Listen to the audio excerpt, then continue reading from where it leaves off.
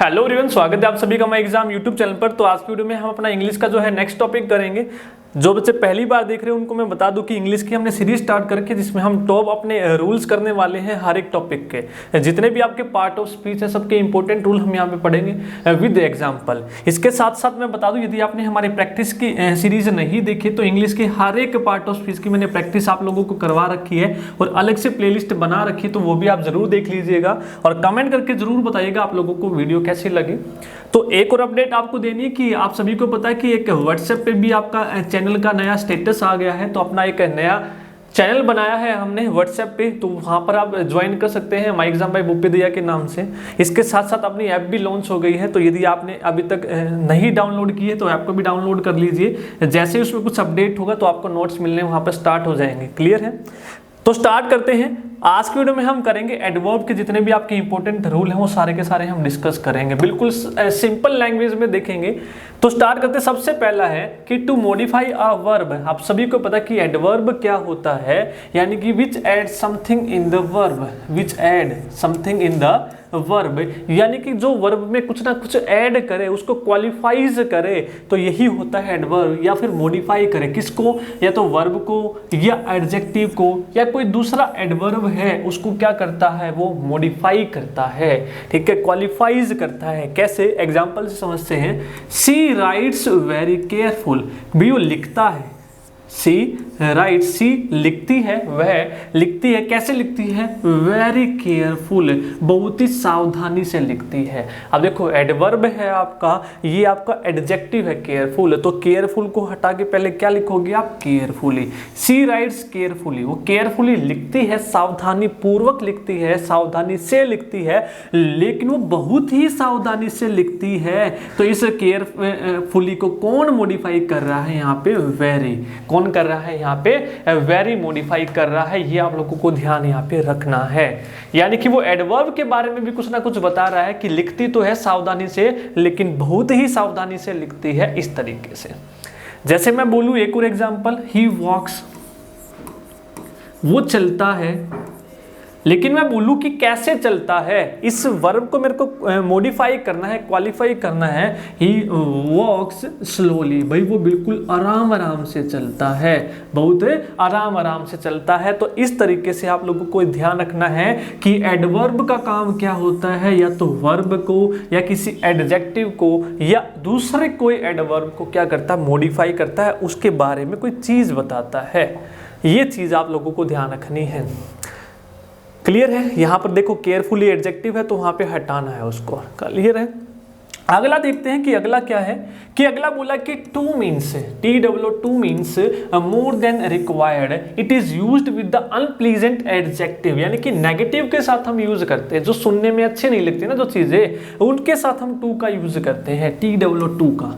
Unpleasant adjective मतलब जो चीजें हमें नेगेटिव बोलनी है या सुनने में अच्छी नहीं लगती, उनके साथ हम टू का यूज करते हैं। जैसे कि बोलूं कि I am too glad to meet you, यहाँ पे उसने बोल दिया कि मैं तुमसे मिलके खुश हूं, लेकिन थोड़ा नेगेटिव सा लग रहा है कि भाई मुझसे मिलके खुश तो है लेकिन इतना नहीं है जितना होना चाहिए। तो यहाँ पे जो टू है ना, आवश्यकता से अधिक दिखाता है, मोर देन रिक्वायर्ड, उतना जितने की जरूरत नहीं है, यानी कि नेगेटिव वे में बोल रहा है कि भाई मैं तुमसे खुश हूं लेकिन उतना नहीं हूं जितना होना चाहिए था। तो इसलिए यहाँ पे हटा के इसको तो आप क्या बोलोगे? I am very glad to meet you, मैं तुमसे मिलके बहुत खुश हूं। कि यहाँ पे क्या लगाओगे आप? वेरी। तो यहाँ पे देखिए कि too happy, too pleasant, too healthy आप नहीं बोलेंगे, यहाँ पे नेगेटिव हो जाएगा आपका। तो नेगेटिव के साथ या अनप्लीजेंट है, जो सुनने में चीजें अच्छी नहीं लगती, या आप किसी को कहना चाहते हैं कि जितना आप खुश नहीं है उतना नहीं होना चाहिए थे उतने नहीं है, तो वहाँ पे आप टू का यूज करेंगे। अगर आप कोई पॉजिटिव या प्लीजेंट एडजेक्टिव यूज कर रहे हैं, हैप्पी, हेल्दी, तो इसके साथ आप वेरी का यूज करेंगे। क्लियर है? ये आपके पूछे जाते हैं, इंपॉर्टेंट है सारी की सारी चीजें। अगला स्टार्ट करते हैं। अगला है रूल कि a sentence which is based on too, जो सेंटेंस बेस्ड होता है आपका, आप सभी को पता है कि टू के साथ हमेशा टू आता है। टू के साथ क्या आता है? टू आता है। और वी कैन नॉट रिप्लेस, यहाँ पे उसने बोला है कि हम रिप्लेस नहीं कर सकते टू को with so that. If we replace too with so that, too also must be replace with can not. अब देखो सिंपल समझते हैं कि क्या कहना चाह रहा है भाई। वो कहना चाह रहा है कि टू के साथ टू आता है, ठीक है। यदि हम टू को रिप्लेस करेंगे तो हमें कैन नॉट को रिप्लेस करना पड़ेगा इसके साथ, सो डैट के साथ। कैसे?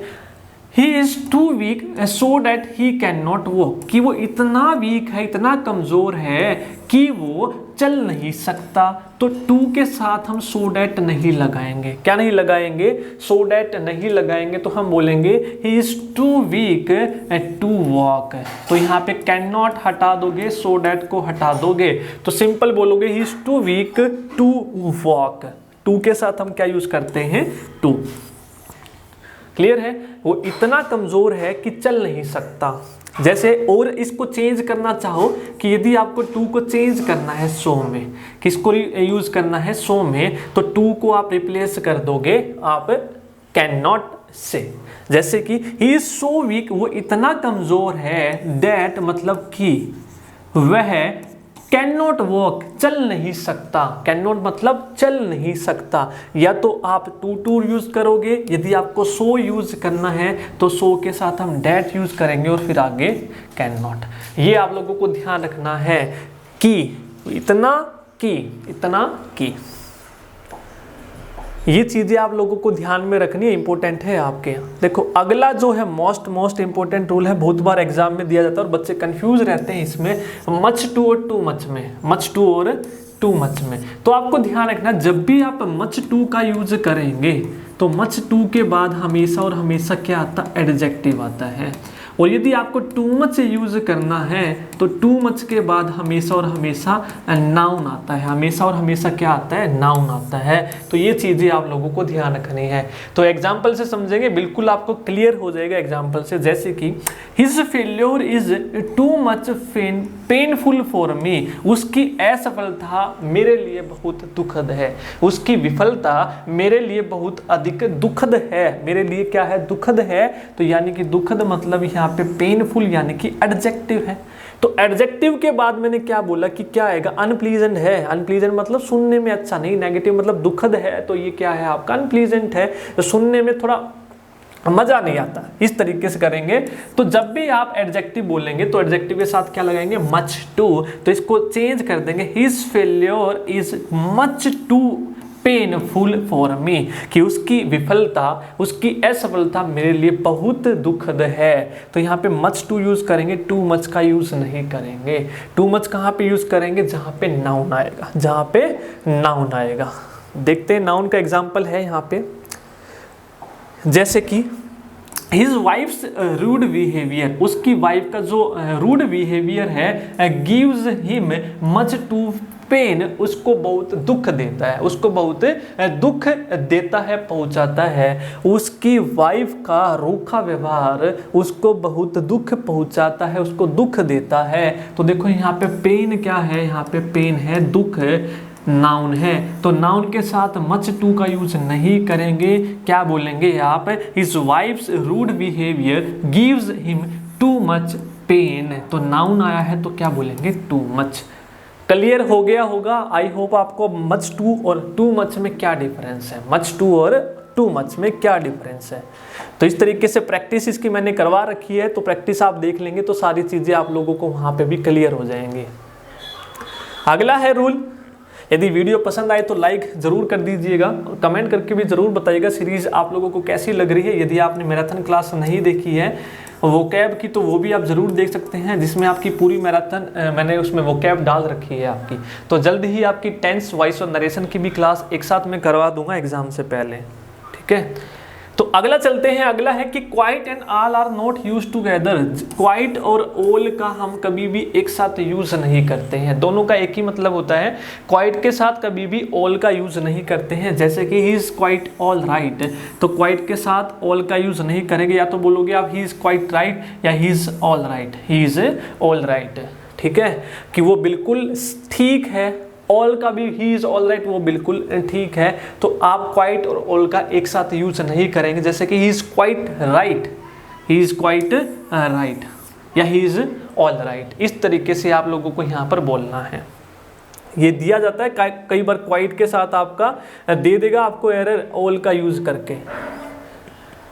नेक्स्ट आपका मोस्ट इंपॉर्टेंट है, देखो सारे के सारे वो रूल लिए हैं जो मैंने यहाँ पे इंपॉर्टेंट है। अगला जो इंपॉर्टेंट रूल है आपका फेयरली और रादर का, फेयरली और रादर। अब देखो जो आप फेयरली का यूज करते हैं ना भैया, तो प्लीजेंट के लिए यूज करते हैं, प्लीजेंट, और वही रादर का यूज करते हैं अनप्लीजेंट के साथ। किसके साथ?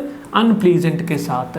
तो जैसे कि एग्जाम्पल से समझते हैं, आ फेयरली गुड बुक है, तो गुड बुक है तो यानी कि अच्छी बुक की बात कर रहा है, तो आप बोलोगे आ फेयरली। यहाँ पे ऐसे नहीं बोलोगे आ रादर, आपको एग्जाम में दे देगा आ रादर गुड बुक। भैया गुड की बात कर रहे हो कि अच्छी किताब है, तो अच्छी किताब के साथ रादर नेगेटिव आपका दिखाएगा, तो रादर यूज नहीं करेंगे, आप बोलेंगे आ फेयरली। क्या बोलेंगे आप? आ फेयरली, काफी अच्छी किताब, काफी अच्छी किताब। उसके बाद अगला है कि रादर आर डिफिकल्ट प्रॉब्लम। देखो प्रॉब्लम कैसी है? डिफिकल्ट है। कैसी है? डिफिकल्ट प्रॉब्लम है, तो डिफिकल्ट के साथ आप क्या यूज करोगे? तो डिफिकल्ट के साथ हम यूज करेंगे रादर। तो रादर के बाद आपका ए आता है, रादर आ, ये ध्यान रखना है, रादर आ। और आपका फेयरली से पहले ए आता है, फेयरली से पहले ए आता है, फेयरली से पहले, वहां पे रादर से बाद में। और ये याद रखना, रादर का अनप्लीजेंट और फेयरली हम यूज करेंगे प्लीजेंट के साथ। गुड है प्लीजेंट तो फेयरली, और आपका डिफिकल्ट अनप्लीजेंट है तो आप क्या बोलोगे? रादर। क्लियर है? जैसे कि एक और एग्जांपल है कि it was a rather good book है। आप देखो यहाँ पर गुड बुक की बात हो रही है, तो गुड मतलब अच्छा है, तो अच्छे के लिए आप बोलेंगे आ फेयरली। क्या बोलेंगे? आ फेयरली। अगला चलते हैं, अगला अपना जो रूल है वो है इनफ का। ये अगला रूल जो है इनफ का है, ये भी इंपॉर्टेंट है, आपका एग्जाम में जरूर आपसे यहाँ से एरर पूछी जाएगी। इनफ का आप देखेंगे तो बहुत बार एग्जाम में इनफ की एरर आपसे पूछी जाती है। अब देखो इनफ का भी दो तरीके से यूज करते हैं।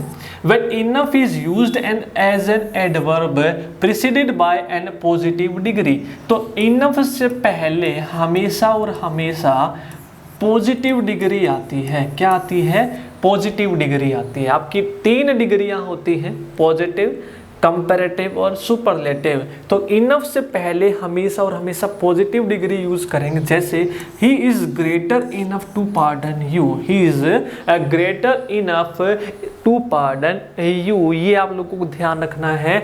भैया वो ग्रेट इनफ यहाँ पे यूज करेंगे, ई आर यहाँ पर कंपैरेटिव डिग्री नहीं, आप बोलोगे he is great enough to pardon you, वो काफ़ी है तुम्हें माफ़ करने के लिए। इज़ ग्रेट इनफ, यानी कि यहाँ पे एडजेक्टिव की तरह यूज हुआ का, एडवर्ब की तरह, तो इससे पहले आप क्या बोलेंगे? आप पॉजिटिव डिग्री का यूज करेंगे। क्लियर है? एक और आपका पूछा जाता है कि एडजेक्टिव जो होता है आपका नाउन इनफ से पहले आता है। एक और आपका पूछा जाता है कि इनफ से पहले हम एडजेक्टिव यूज करेंगे, यदि आपको नाउन का यूज करना है तो हम करेंगे इनफ के बाद, इनफ के बाद। जैसे मच टू और टू मच था, ऐसे। ठीक है? तो अगर आपको एडजेक्टिव यूज करना है इनफ के साथ तो पहले यूज करेंगे, यदि आपको नाउन यूज करना है तो इनफ के बाद। जैसे मैं नाउन यूज करना है, आई हैव इनफ मनी, मेरे पास बहुत पैसा है, तो पैसा नाउन है तो आप इनफ के बाद यूज करेंगे। ऐसा नहीं बोलेंगे आई हैव मनी इनफ है, तो आप बोलोगे I have enough money, enough money कुछ भी करने के लिए, मेरे पास बहुत पैसा है। मनी यहाँ पर आपका नाउन है तो नाउन आपका बाद में आएगा। यदि आपको एडजेक्टिव के साथ यूज करना है तो क्या बोलेंगे? ही इज वाइज इनफ है। जैसे कि एक एग्जांपल देखते हैं, ही इज वाइज, वो समझदार है, लेकिन काफी समझदार है, to understand you, to understand you, to understand you. देखो यहाँ पे वाइज एडजेक्टिव है तो इनफ से पहले, यहाँ पे मनी नाउन है तो इनफ के बाद। तो ये यहाँ पर दी जाती है, मेरे को याद आ गया इसलिए यहाँ पर ये बता दिया। तो ये याद रखना है, इनफ से पहले पॉजिटिव डिग्री, और आपको एडजेक्टिव यूज करना है तो पहले, नाउन यूज करना है तो बाद में। अगला देखते हैं कि two negatives cancel each other, hence two negatives should not be used unless we make an affirmation. यानी कि कह रहा है कि दो नेगेटिव आपको कभी भी एक साथ यूज नहीं करने हैं। जैसे I have not got none, कि मुझे कुछ नहीं मिला, तो नॉट भी आपने यूज कर लिया और नन भी यूज कर लिया, दोनों के दोनों नेगेटिव आप यूज कर रहे हो, जो कि गलत होगा। तो नेगेटिव सेंटेंस में मैंने बताया था पहले रूल्स में भी, सम और एनी में बीच में डिफरेंस, सम पॉजिटिव के लिए और एनी आपका इंटेरोगेटिव और नेगेटिव के लिए। तो यहाँ पे आप नन की जगह बोलेंगे any. I have not got any, क्या बोलोगे? आई have not got any. Clear है? तो डबल नेगेटिव आपको यूज नहीं करना। अगला जो रूल है हमारा, अगला जो रूल है वो है एट प्रेजेंट और प्रेजेंटली। ठीक है, एट प्रेजेंट और प्रेजेंटली। देखो एट प्रेजेंट का मतलब क्या होता है? At the present time. तो जिस समय की हम बात कर रहे हैं, आजकल या अब या आजकल, प्रेजेंट टाइम की जो हम बात कर रहे हैं, तो आप बोलोगे एट प्रेजेंट। और प्रेजेंटली का मीन होता है, प्रेजेंटली का मतलब क्या होता है? प्रेजेंटली का मतलब होता है आपका शॉर्टली, शीघ्र ही, जल्दी।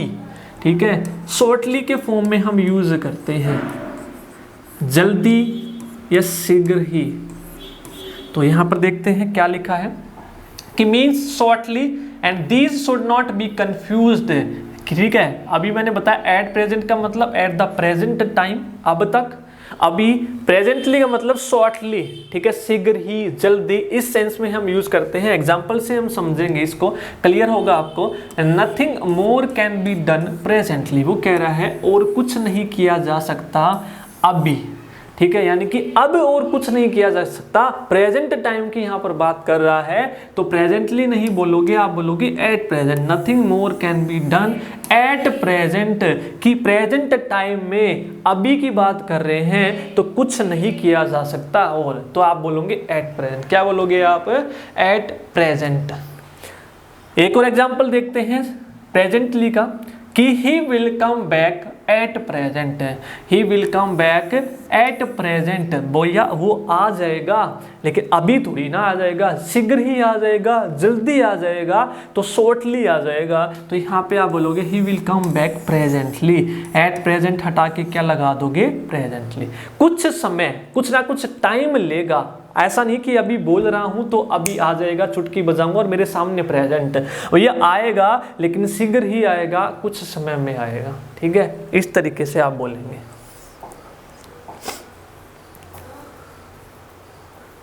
अगला चलते हैं, अगला है हमारा कि हार्ड का मतलब क्या होता है? हार्ड का मतलब होता है वही डिलीजेंटली, स्टर्नेसली, और हार्डली का मतलब होता है scarcely at all. These hard must not be confuse, और हार्डली और हार्ड के बीच में हमें कंफ्यूज नहीं होना है। देखो हार्ड का मतलब होता है डिलीजेंटली, मतलब पूरी ताकत से या उत्साह के साथ। जहां पर भी हम पूरी ताकत की बात करें, मुश्किल एनर्जी की बात करेंगे, वहां पर आप हार्ड का यूज करेंगे। और हार्डली का मतलब होता है मुश्किल से या शायद ही कभी। क्या बोलते हो आप? मुश्किल से।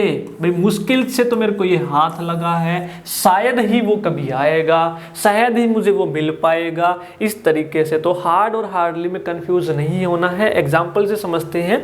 ही tried hardly to win the race. देखो भैया, उस रेस को जीतने के लिए उसने बहुत मेहनत की है, बहुत ताकत लगाई है, एनर्जी लगाई है, बहुत हार्ड वर्क किया है। तो आप बोलोगे he tried hard to win the race, not hardly.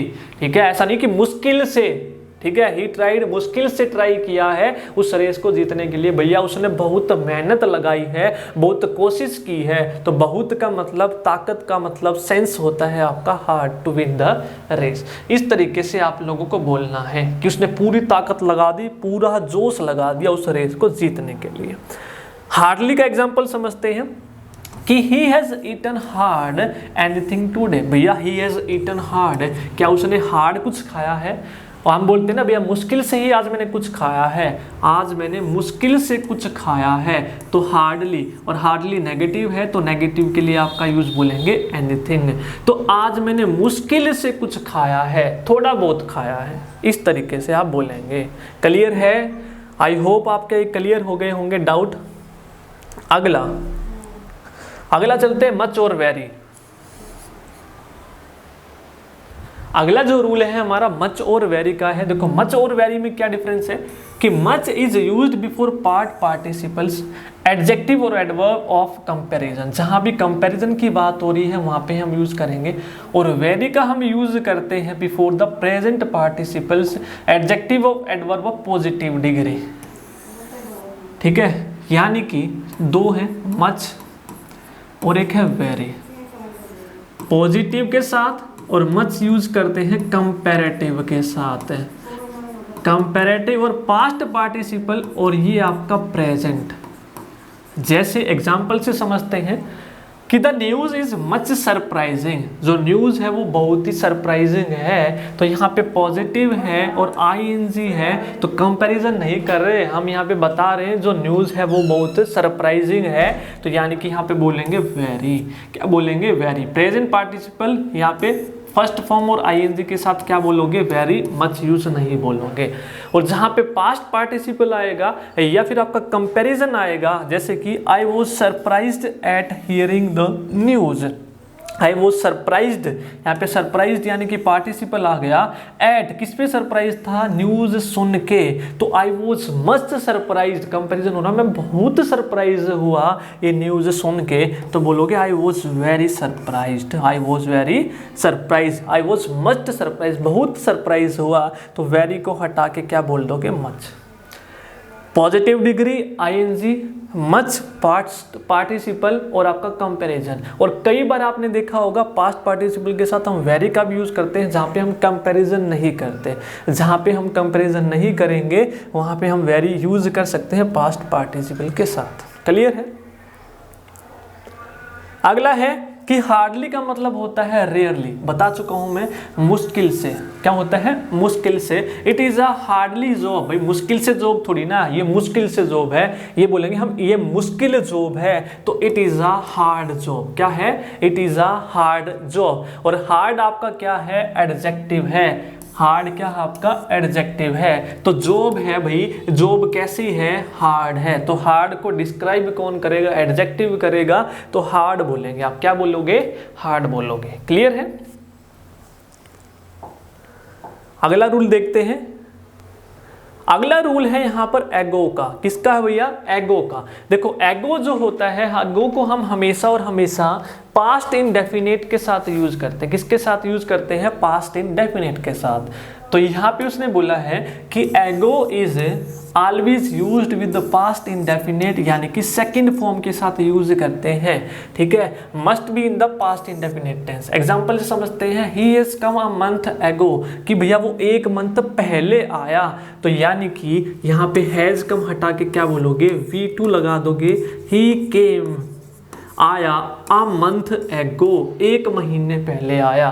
भैया मैंने जो पढ़ाना शुरू किया ना वो 2 साल पहले किया, तो I started, I second form, I started, started के बाद टीचिंग ऑन माई एग्जाम, कि मैंने जो माई एग्जाम पे पढ़ाना शुरू किया 2 ईयर एगो, 2 साल पहले किया। तो इस तरीके से बोलोगे, जब भी एगो का यूज करेंगे तो एगो के साथ आप क्या बोलोगे? पास्ट इंडेफिनिट, यानी कि V2 फॉर्म। क्लियर है? तो ये चीजें आप लोगों को ध्यान रखनी है। आपके एक एक डाउट में क्लियर यहाँ पे करता चलूंगा, बिल्कुल सिंपल लैंग्वेज में। ऐसा नहीं है कि बिल्कुल हार्ड एंड फास्ट कुछ बोल रहा हूँ मैं कि आपके सिर के ऊपर से जा रहा है, बिल्कुल सरल भाषा में समझा रहा हूँ। तो वीडियो को लाइक करना आपका काम बनता है, सपोर्ट करना आपका काम बनता है। अगला है at present means at this moment is used with the present tense, where as presently shortly used for, यानी कि अभी मैं बताया था एट प्रेजेंट का मतलब जब भी हम बात कर रहे हैं उसी समय की, अभी, अब तक, तो इसके साथ हम यूज करते हैं प्रेजेंट टेंस। और जो आपका प्रेजेंटली होता है मतलब शीघ्र ही, यानी कि कुछ समय लेगा, फ्यूचर में कुछ टाइम लेगा, तो उसके लिए फ्यूचर एक्शन के साथ हम यूज करते हैं, यानी कि फ्यूचर इंडेफिनिट यूज हम यूज करेंगे। जैसे कि presently he is in the room, अभी वो रूम में है, तो अभी की बात कर रहा हूं भाई, वो अभी रूम में है। एट प्रेजेंट वो रूम में है, at present he is in the room. तो इज आपका क्या है? प्रेजेंट टेंस है, तो क्या बोलोगे? At present. ठीक है, he will come, he will come presently, he will come presently, तो वो जल्दी ही आ जाएगा। he will come shortly, he will come soon, तो वहां पे आपने क्या यूज किया? will का।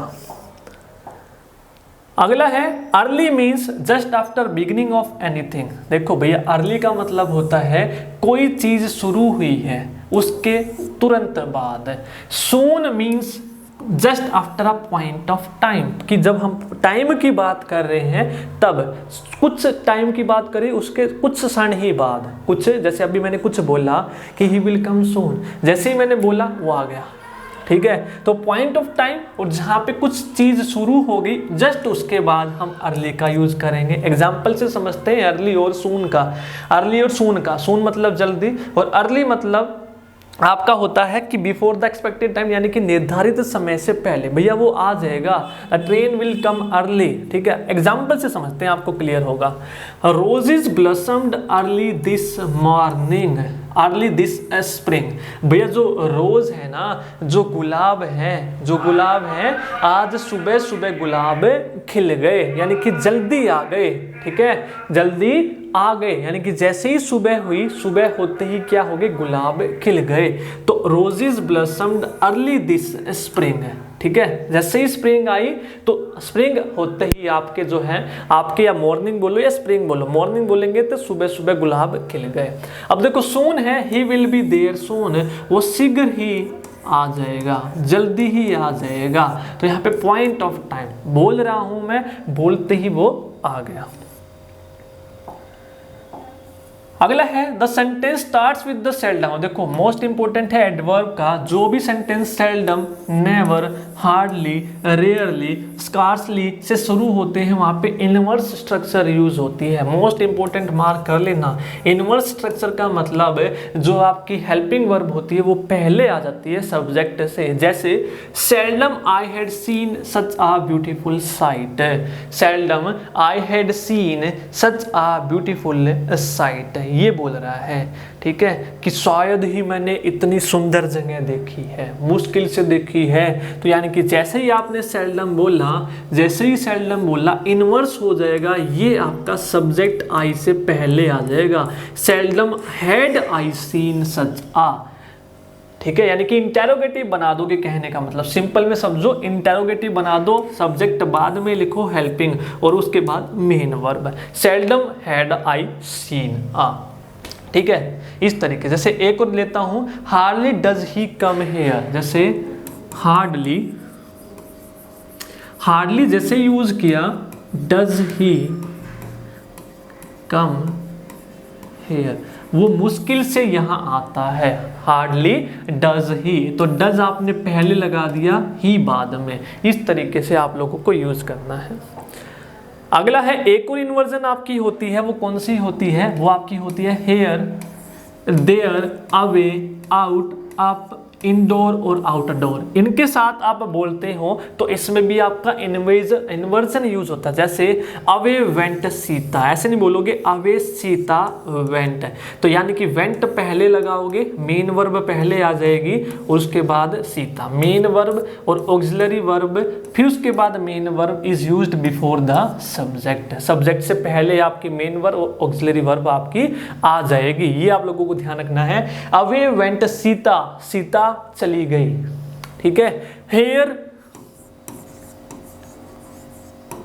कम्स ही, ठीक है, वो यहाँ आता है। Here, there, away, up, indoor, ये आपके इन्वर्जन हो गए जैसे ऊपर वाले में किया है। इस तरीके से आप लोगों को याद रखना है। क्लियर है? आई होप आपको ये रूल है क्लियर हो गए होंगे, कोई डाउट नहीं बचा होगा। बिल्कुल सिंपल लैंग्वेज में हमने सीखा है। यदि आपको वीडियो पसंद आई तो लाइक जरूर कीजिए और कमेंट करके जरूर बताइएगा वीडियो कैसी लगी। आज की वीडियो में इतना ही, धन्यवाद।